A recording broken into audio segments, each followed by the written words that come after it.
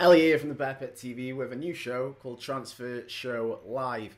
So do fire in your questions all the way through and we'll get to them at the end. But first up, we've got a few stories to get through and that is John Walters has been subject to a £3 million bid from Burnley. Now, let me know your thoughts on this one because I'm not too sure what I'd do with this deal. £3 million is a good offer for someone who's at the sort of end of their career, I suppose. But my heart is saying no, don't let him go. My head's saying yes, get rid. He's 33 years old now, and that really he's probably had his time at Stoke, and that and he's done everything he can. But he is an all-time leading Premier League goal scorer. He's no doubt an option from the bench. I'm really not sure what to do with John Walters in this situation. Like I say, Super John, he's been there. He's still scoring goals at an international level. He still does come on and do a job for us towards the end of the games. He hasn't got the game time that he wanted to last season. I think that's why he's probably looking at a move. But is £3 million a right amount? Should it be a little more? Should it be less? Do let me know in the comments and we'll get to that at the end.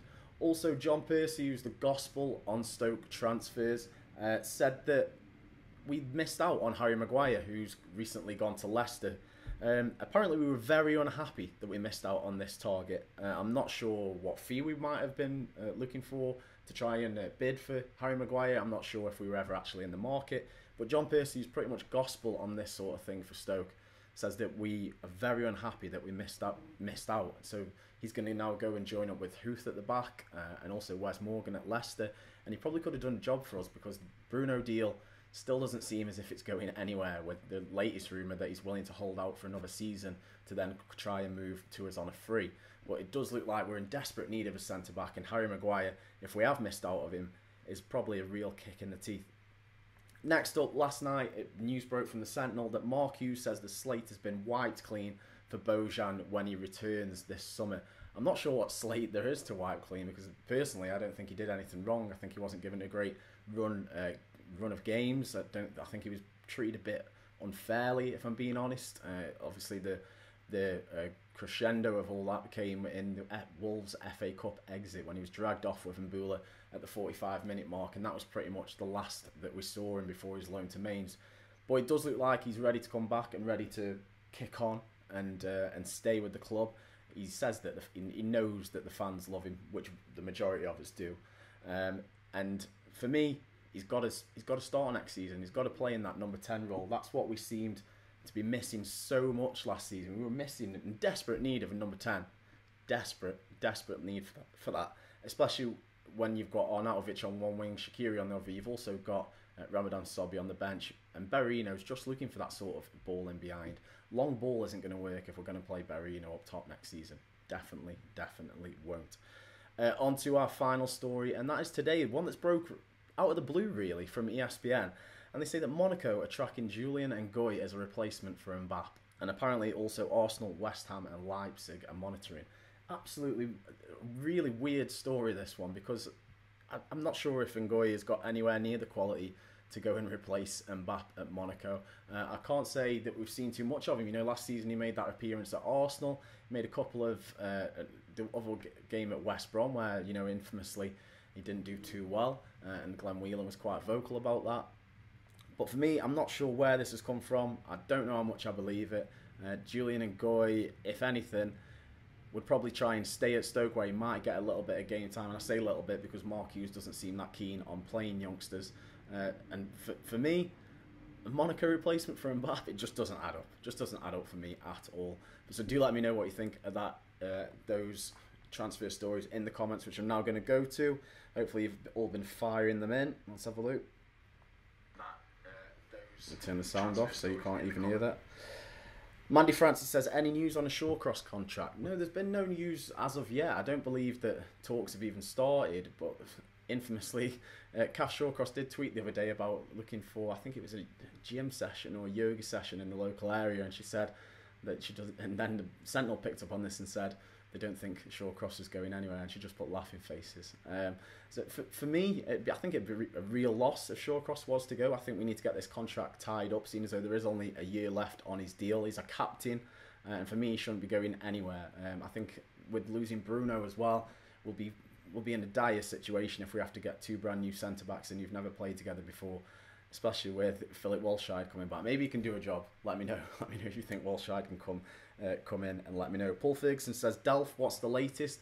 Fabian Delph, it seems that we're getting a little antsy about a couple of million. 12 million is the reported fee that Manchester City want to recoup for Fabian Delph, but it seems we don't want to pay that. We want to go in around the 10 million mark. I don't know why we mess about with these 1-2 million little amounts when we're a Premier League club who turn over a ridiculous amount of money a season.